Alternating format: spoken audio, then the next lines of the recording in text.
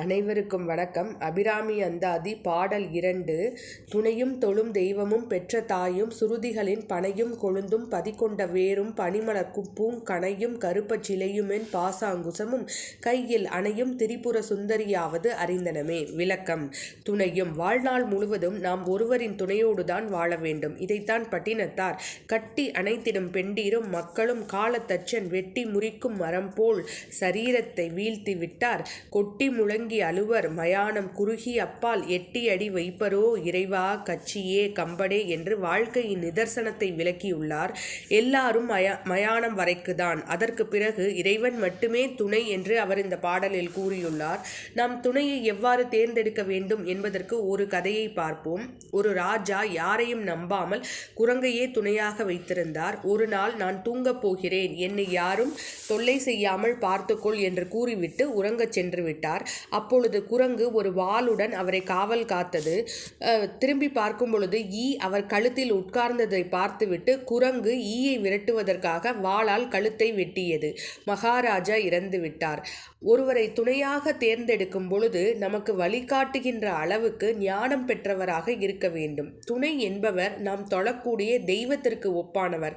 அப்படிப்பட்ட அன்னையான துணையையே நாம் தேர்ந்தெடுக்க வேண்டும் என்று கூறுகிறாள். அந்த அன்னையும் தாய்க்கு ஈடானவள் என்று கூறுகிறார். இதுதான் துணையும் தொழும் தெய்வமும் பெற்ற தாயும். அடுத்தது சுருதிகளின் பனையும் கொழுந்தும் பதிகொண்ட வேரும். சுருதி என்றால் வேதம். ஒரு மரமாக எடுத்துக்கொண்டால் கிளை, நடுப்பகுதி, வேர் என பார்த்தாலும் அது எல்லாமே மரத்தை சேர்ந்தது. அதுபோல அம்பிகை வேதத்தினுடைய தலைவி. ஞானம் என்பது கொழுந்தாக விளங்குகிறது. தூரமாக இருந்து பார்க்கக்கூடியவர்களுக்கு கிளையாக காட்சியளித்து அருகே அழைத்து வேரூன்றி நிற்கச் செய்பவள் அன்னை அபிராமி என்று கூறியுள்ளார். அதுதான் சுருதிகளின் பனையும் கொழுந்தும் பதிகொண்ட வேரும். அடுத்தது அபிராமி அன்னை கையில் வைத்திருக்கும் பொருட்களை பற்றி விவரித்துள்ளார். பனிமலர் பூங்கணையும் கருப்பச் சிலையுமென் பாசாங்குசமும் கையில். கணை என்றால் 5 மலர் கணைகளை கையில் ஏந்தி இருப்பாளாம். 5 கணைகள் பஞ்ச இந்திரியங்களை குறிக்கிறது. இதை இயக்குவது, அடக்கி ஆளக்கூடிய தன்மை அம்பாளிடம்தான் இருக்கிறது என்று கூறியுள்ளார். கருப்பஞ்சிலை என்றால் ஒரு கையில் கரும்பு வில் வைத்திருப்பாளாம்.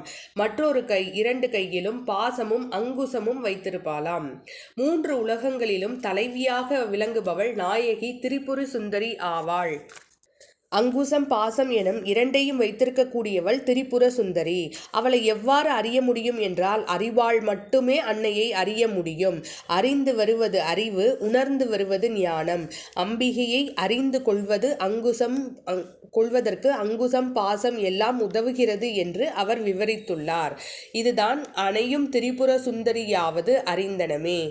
ஆகவே இந்த பாடலை நாம் தினமும் பாராயணம் செய்தால் பிரிந்து வாழக்கூடிய அனைவரும் ஒன்று சேர்வார்கள். பாடல். துணையும் தொழும் தெய்வமும் பெற்ற தாயும் சுருதிகளின் பனையும் கொழுந்தும் பதிகொண்ட வேரும் பனிமலர் பூங்கணையும் கருப்பச் சிலையுமென் பாசாங்குசமும் கையில் அணையும் திரிபுர சுந்தரியாவது அறிந்தனமே. நன்றி. நற்பவி.